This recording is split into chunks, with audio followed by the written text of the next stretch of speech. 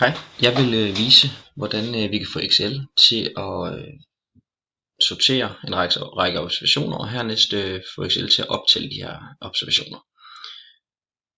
Som vi kan se herovre, så har vi en række observationer, som viser skostørrelsen i en klasse, og vi ønsker altså, at de her skal stå i rækkefølge. Det gøres ved, at vi går herover i sorter og filtrere, så trykker vi på pilen hernede, så kommer der en række valgmuligheder. Og jeg ønsker så at sortere med mindste først. Nu kan vi så se, at mindste skostørrelse er størrelse 37, så er der 2, der bruger 38, 1, 39 osv.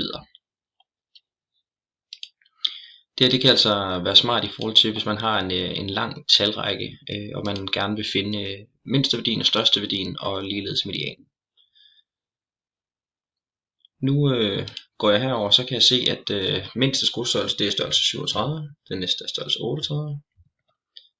Og det her vil jeg gerne gøre helt op til størrelse 40. Derfor markerer jeg de to, og så tager jeg fat hernede i hjørnet. Og så trækker jeg ned til størrelse 43. Sådan. Nu vil jeg gerne have Excel til at optælle, hvor mange gange de her observationer de forekommer. Det gør jeg så ved at trykke livet, og så skriver jeg tæl. Og så vælger jeg den her tæl hvis. Dobbeltklikker. Så står der område. Det er altså i det her område, jeg gerne vil have den til at tælle. Og så trykker jeg semikolon, og kriteriet det er størrelse 37. Og parentes. Den tæller altså, at der er 1. Nu går jeg tilbage ind i cellen her, og så låser jeg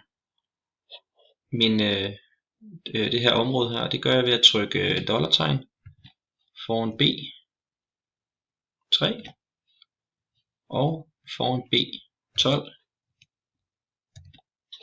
som altså er, her har vi B3, som er der hvor mit område starter, og B12 her hvor mit område slutter.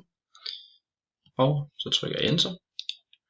Nu kan jeg altså gå ned og tage fat i hjørnet, og så kan jeg trække hele vejen ned, og så kan vi se at